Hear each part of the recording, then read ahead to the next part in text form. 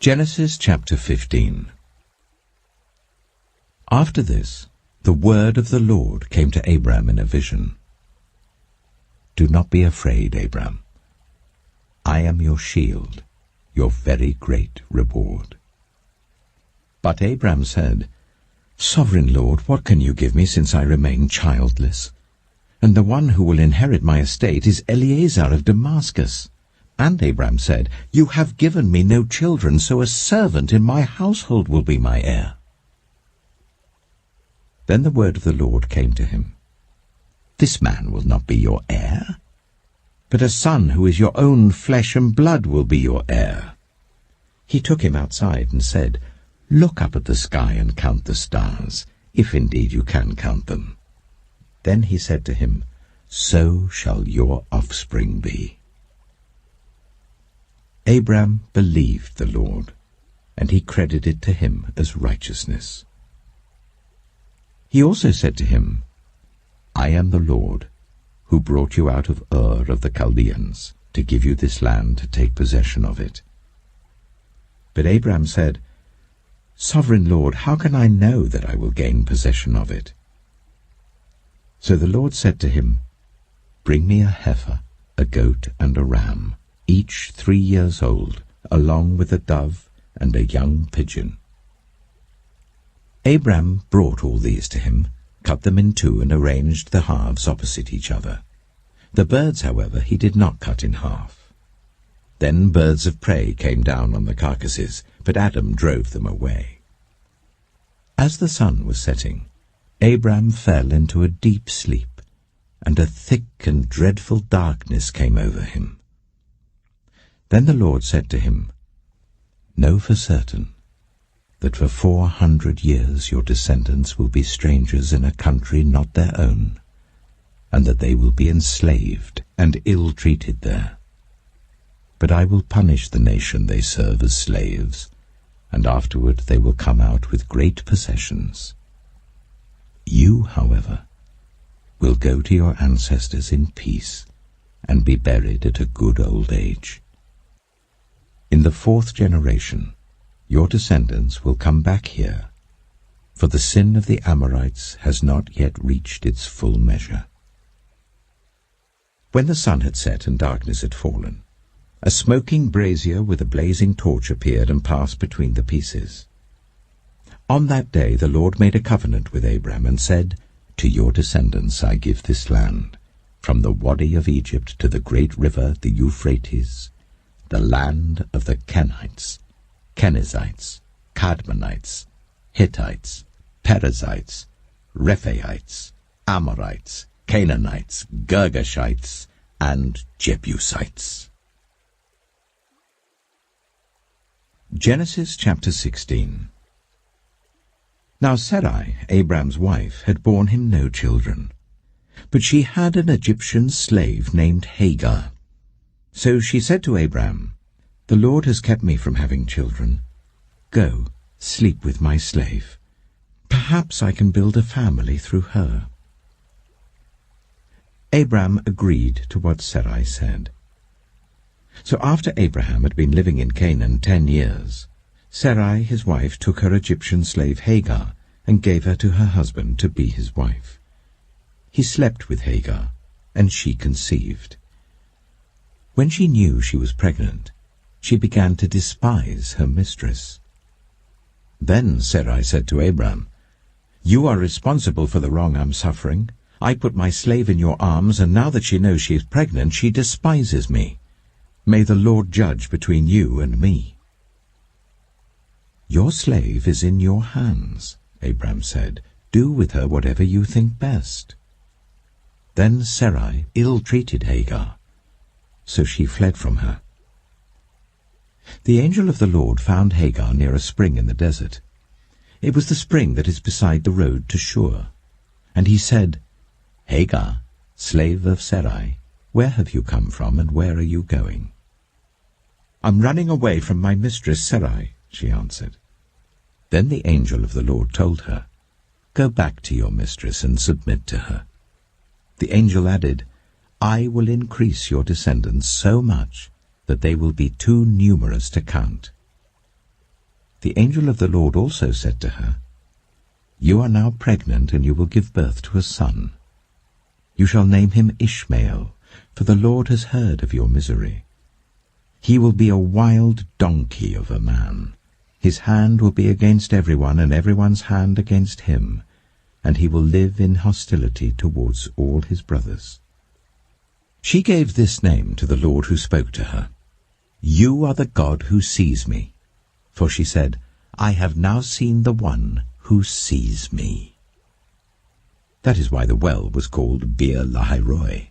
It is still there between Kadesh and Bered. So Hagar bore Abram a son, and Abram gave the name Ishmael to the son she had borne. Abram was 86 years old when Hagar bore him Ishmael.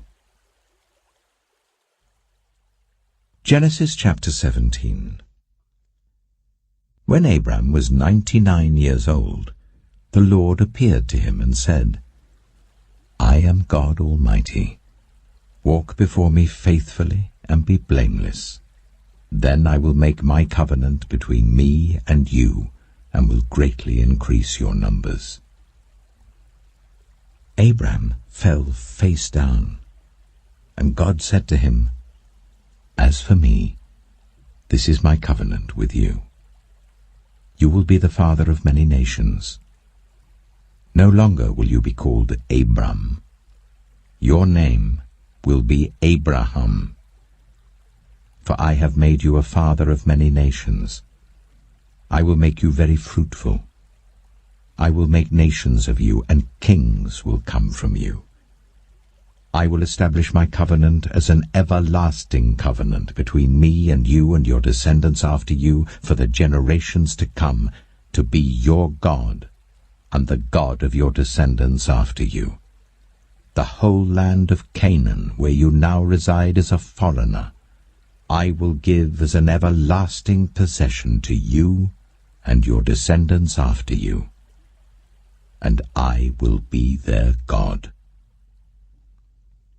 Then God said to Abraham, "As for you, you must keep my covenant, you and your descendants after you for the generations to come. This is my covenant with you and your descendants after you, the covenant you are to keep. Every male among you shall be circumcised. You are to undergo circumcision, and it will be the sign of the covenant between me and you. For the generations to come, every male among you who is 8 days old must be circumcised, including those born in your household or bought with money from a foreigner. Those who are not your offspring, whether born in your household or bought with your money, they must be circumcised. My covenant in your flesh is to be an everlasting covenant.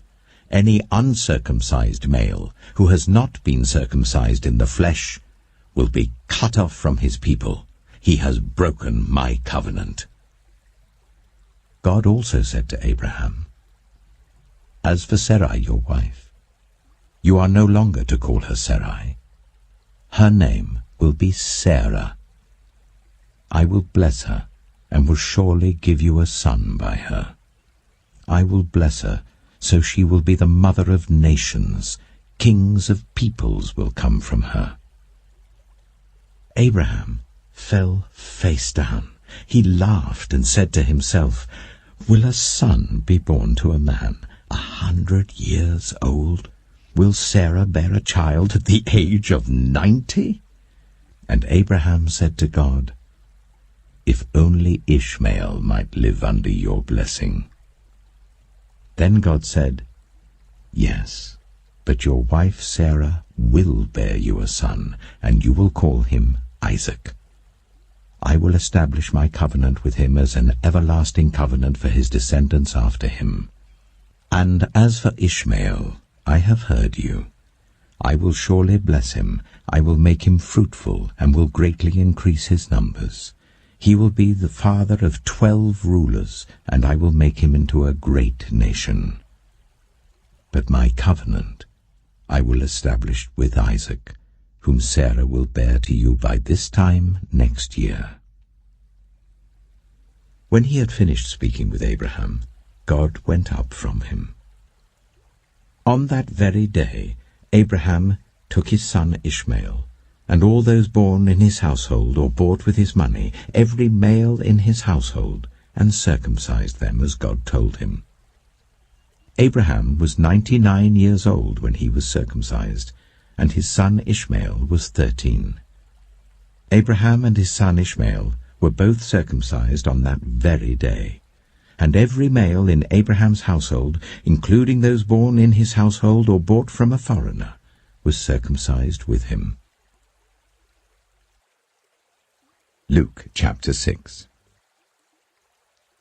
One Sabbath, Jesus was going through the cornfields, and his disciples began to pick some ears of corn, rub them in their hands, and eat the grain. Some of the Pharisees asked, "Why are you doing what is unlawful on the Sabbath?" Jesus answered them, "Have you never read what David did when he and his companions were hungry?